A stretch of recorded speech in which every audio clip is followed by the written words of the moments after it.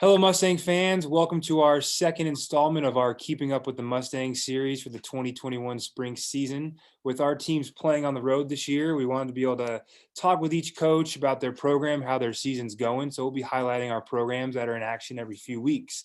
Our second guest is men's basketball head coach, Coach Cory Hitchcock. He's joining us live from Sky Ranch. Coach Hitchcock, thanks for joining us. Yeah, thanks for having me. I appreciate it. I know you guys are busy, playing a bunch, but appreciate you taking the time. First off, how are you guys doing out there? How's the Sky Ranch treating you guys? I mean, it's an amazing facility. Definitely blessed to be here. I'm excited that the guys can walk around. The cabins are nice. The gym area is nice for us. Allows us the opportunity to get some work in. So it's in the middle of nowhere, so it's kind of quiet, which is nice. But we're always on the go, so we don't get too much time here. Sure. And you guys are virtually playing almost every day, either that or practicing. Have you guys been able to kind of do anything cool, on the grounds, kind of as a team, outside of basketball? Yeah, we had a putt-putt tournament so far. Tristan Johnson won that for us. But as far as any other activities we haven't, Sunday was our off day. And so we just let the kids be kids and get away from coaches and let coaches get away from kids and kind of separate a little bit. We did, the only thing we really did together that day was eat dinner in the calf. But yeah, man, we not too much free time right now to really be doing that. Trying to make sure we get these kids doing their homework in our study halls and making sure they get treatment. And we've been watching film and having practice, so not much wiggle room. Sure. And we'll switch over to the basketball side of things. Obviously, not the start you guys had hoped for. An interesting year, not a ton of practicing in the fall. You didn't get to play anyone, outside competition. I guess kind of encapsulate it. What's kind of been the biggest challenge in this year's group compared to anything else? I think one of the hardest things right now is a lot of our returners adjusting to going from a year like we had last year to starting out to what we're doing this year. But for me as a coach, I think the biggest thing is the inconsistencies in the players' availability. With everything going on, we got guys out, sick or injured, and we haven't had our full team yet, which has been tough. We haven't had our full starting lineup yet, which has been tough. I'm excited to get our full team out there. I feel like once we get everybody, I think some good things will happen. I think some of our young guys have come in and stepped up and done a good job. We're trying to help them learn and go through some growing pains as they're on the court, and as a coach, we're kind of living with some things. But I think the biggest thing is just the inconsistency with the players' availability, because you can't get into a smooth groove. And I think every coach knows that, having a consistent lineup, being able to use certain guys day in and day out, it makes your job a lot easier. So, we started our 6 different lineup last night. We threw in a freshman. Colton did a good job, for being his first start. But at this level, and this, especially in our conference, experience is key. A lot of these teams are experienced teams, and if you don't have the experience, it's going to be hard to handle them. And if you got to grow up and mature quickly. So we're getting better each game. I thought last night was our best performance of the year so far. We still started out kind of sluggish in that second half. I think we got a little comfortable and thought this was like, hey man, we're here. And then LSUA had to wake us up a little bit. But I'm glad that we fought and kind of, didn't let it get out of hand too crazy, come back and kind of make it a little bit, the score a little bit better than, what we've been seeing in the previous games. Sure. And in college athletics, there's always an influx of new players every year. Kind of for you as a coach, what's been the big challenge with being able to get the newcomers and the returners, on the same page as quickly as you can, being able to play as one unit on the floor? Yeah, I mean, that's what you normally use the preseason for, right? Get out those wrinkles in those non-conference games. We actually haven't had that opportunity to do that. So we're, the unique thing for us is we're doing everything right now. So things don't always look pretty right now. But I keep telling everybody, this is kind of our preseason in our season. You know, hopefully we're clicking when it's getting to the tail end of the season and we're getting to the conference tournament. You know, hopefully we got the rust and the cobwebs all out, and um, you know, we're ready to go. But you know, this is a trial and error situation for us, man. We knew this wasn't going to be easy. Our schedule is brutal. That doesn't help us out, but you know, those are teams that we want to play because we hope to be those teams one day. And you know, if you want to compete at that level, I think it's important for these guys to realize what it's going to take to really compete at that level. And you know, you're finding out that there's a lot of guys in our conference that are really really good, and we've got to get back to working on fundamentals and really working together as a team, and having players do some things on their own, get in the gym on their own, and just not when we have practice. So you know, hey, we're growing and we're learning, and I'm proud of the guys. You know, our spirits could be, you know, 6 feet deep right now, but I think they understand that it's a process, and I think they're starting to see the improvements, and we just got to get back in the lab today and keep working, and hopefully get things rolling. Yeah, and last night, Monday against LSUA, a much better offensive performance. And I kind of spoke with this with Coach Brewer on the women's side of things. Of the offenses are slowly getting into the rhythm of things. Is the offensive improvement, is that simply just rhythm, or just guys being able to play with each other, or maybe a combination of a couple things? You know, in my eyes, I think we're trying to find our identity still. You know, we lost two great scorers last year with Josh and Akeem. And, you know, we're kind of relying on some guys to step up. And I still think they're trying to figure out their way.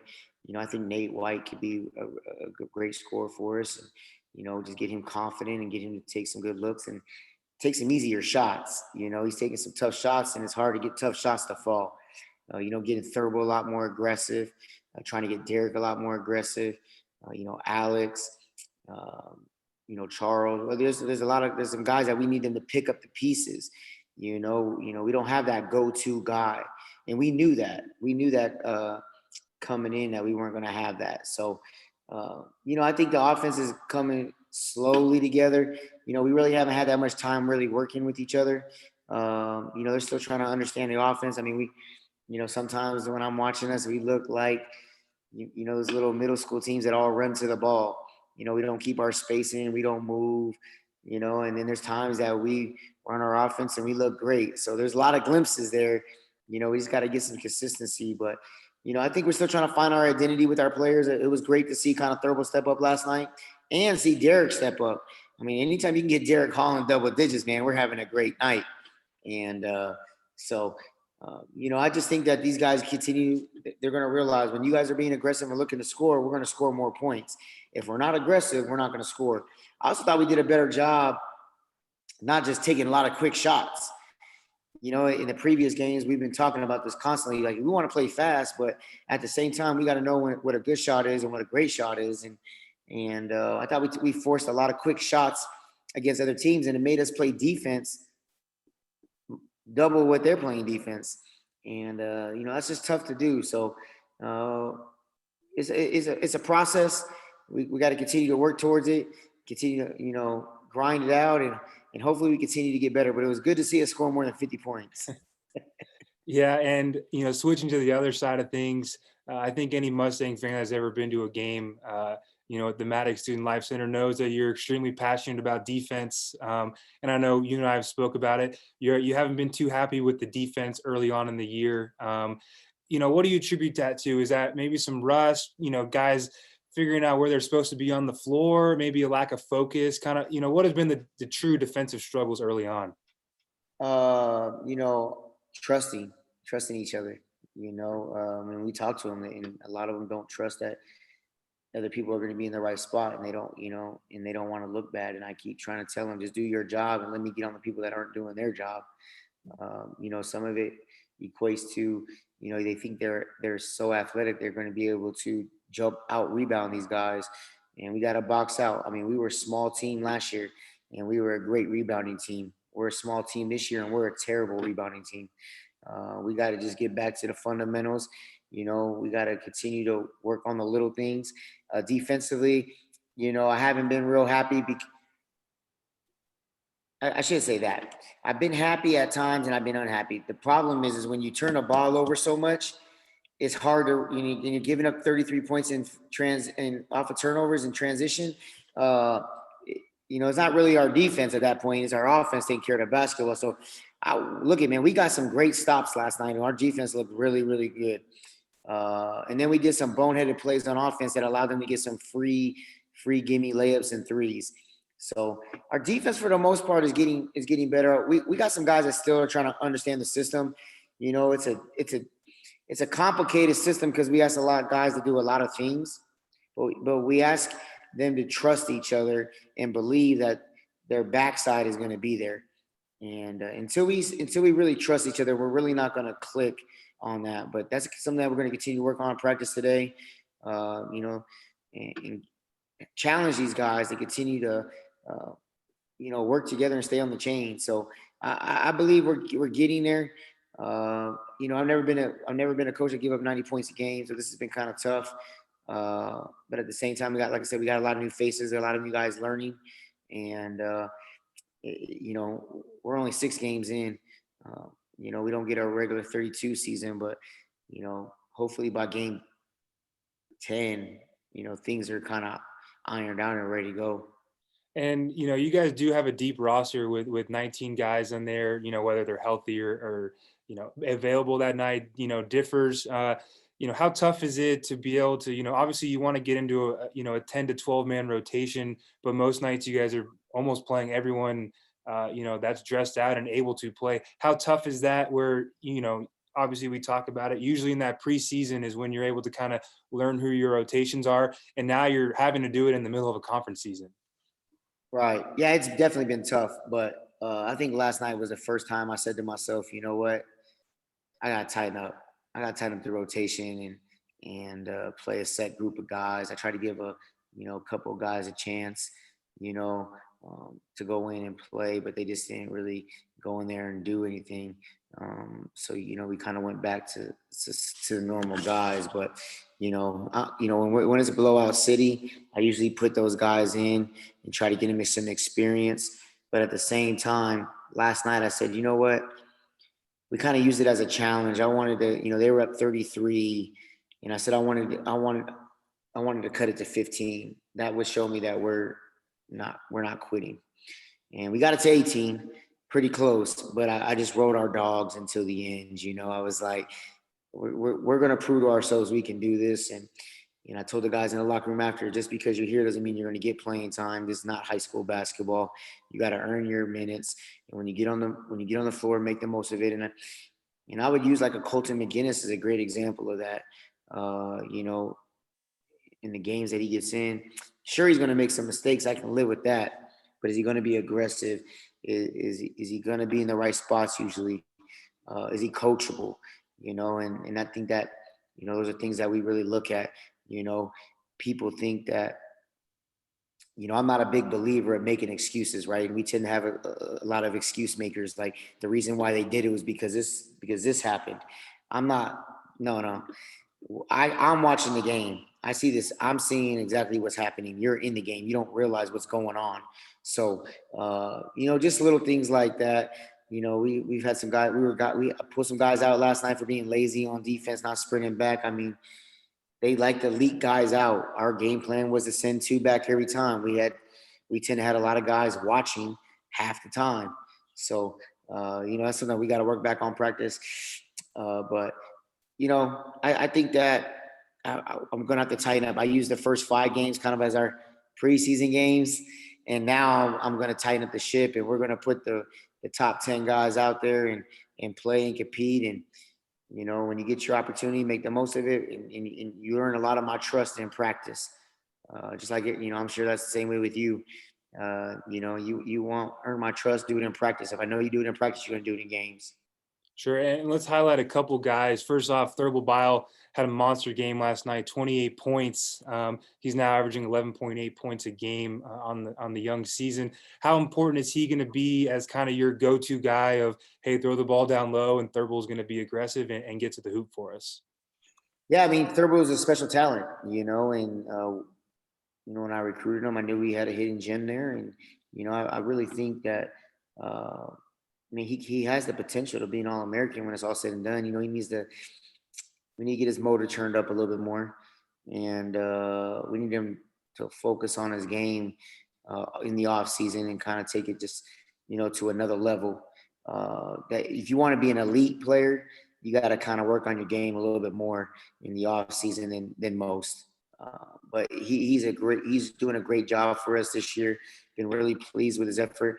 I really wanted him to be a scorer and a go-to guy for us. I told him 12 to 15 shots a game is kind of where you need to be sitting at for us to really be successful. I've been really happy with him. Uh, I think that obviously teams are going to kind of eye on him a little bit. And I told him you got to get a little more creative with what you're going to be doing because you're kind of predictable at times. Put the ball in the right hand, dribble, spin back. You got to have some different tools in your tool bag. So, but he'll be good. I think people tend to forget he's only 19 years old. He just turned 19. He's only a sophomore. When it's all said and done, this kid's going to be special.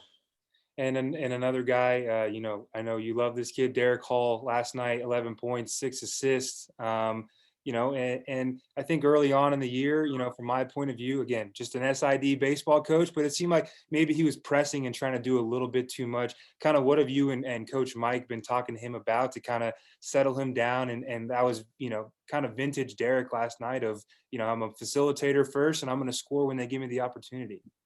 Right. The big thing with him is just trying to get him to have some fun. He's not, he's one of those guys like body language is big. We talk about it all the time with him. And, when the guys are making bad plays, he kind of drops his head. And we just talked about him having fun, like enjoying the game again. Go back out there, enjoy the game. There are going to be mistakes. You just got to work through them. You got to pick these guys up. Getting him kind of going like he normally does. It was good to see him out there doing that. I've coached some good point guards in my 19 years, and he's definitely one of my top three of all time. And, the sky's the limit for him. We want him to be aggressive as well. And, we know he can pass the ball. We want him to score a little bit. It's going to make everybody's job a little bit easier. If we can get him to have 10 and 6 every night and 6, shoot, those are great stat lines for him. And he's come a long ways from when I took over this program 2 years ago, where the kid would never shoot. Now he's coming off screen, shooting a 3 ball as the clock winds down with some confidence. So, I'm just excited for him. I think that he's been a great leader for us. I push him really, really hard daily. He takes everything. He's so coachable and just a great kid to be around and a great leader for us. And I'm just excited to see how he carries us this year. Awesome. Last question. Still a good chunk of the season left. You guys have 9 games. You and I have spoke virtually all against ranked opponents. Nothing's going to get easier. But what are you hoping to get out of the guys these last nine games of the season? Yeah, man, we just want to continue to improve game by game. Like I want to. That's all I really care about. Like, show me we're improving. Show me that we care. Show me that we want to be here. Show me that we're competitive. No one feels sorry for us for our schedule. I don't feel sorry for us. That's the schedule I put together. That's the schedule I wanted. We wanted to play the best, and I wanted to show everybody what it's going to take to be the best. And I told our guys this. We could play teams that we know we can get wins against, but how's that really going to challenge and push us? That might boost your confidence a little bit, but I think also going out and competing against top 20 teams and getting better each time and then, doing some good things, it builds confidence too. Sure, the whoopings take their toll on you, but, at the end of the day, we knew what we were getting ourselves into. We knew this was going to be a challenge. We knew it was going to be hard, and we just gotta continue to improve and get better.